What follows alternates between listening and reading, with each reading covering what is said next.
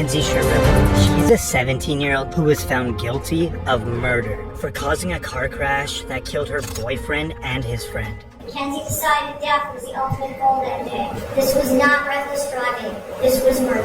Shirilla's boyfriend, Dominic Russo, and his friend, Davian Flanagan, were in the car when she crashed into the side of a commercial building outside of Cleveland, going 100 miles per hour. Both men were pronounced dead at the scene, and Shirilla survived. Prosecutors argued that the teen had a toxic relationship, and Shirilla had made violent threats against her boyfriend. Travis property? She tried to break into his house? Correct.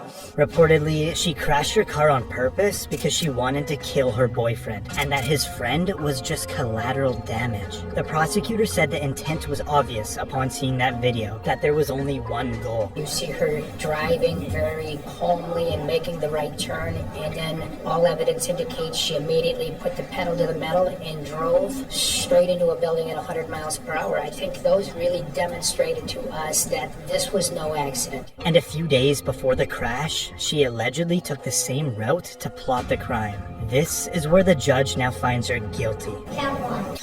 Finds the defendant, Mackenzie Shirilla, guilty of murder to win Dominic Russo. She now stands up to be placed in handcuffs as she continues to tear up. Count 2. Finds the defendant, Mackenzie Shirilla, guilty of murder to win Davian Flanagan. Shirilla now has a moment to speak before her sentencing.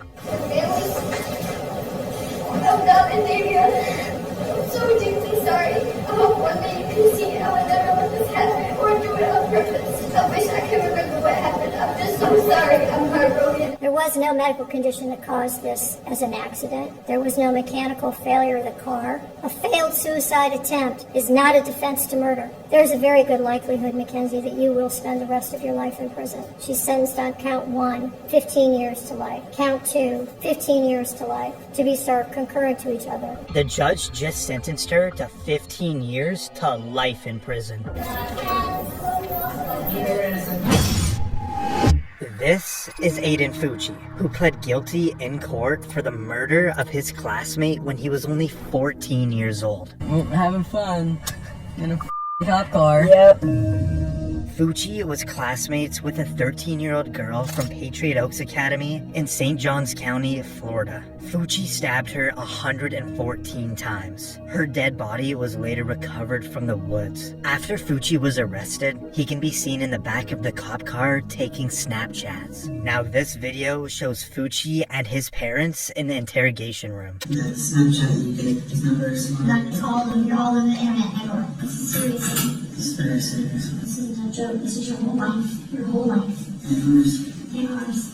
A video from prosecutors showed Fucci and the girl allegedly walking together right before she was murdered. Then about 90 minutes later, the video shows Fucci allegedly running away from the area where the body was found. 114 stab wounds, 49 defensive wounds, 35 wounds to the head and neck, 29 to the back and shoulder, and 6 fatal wounds.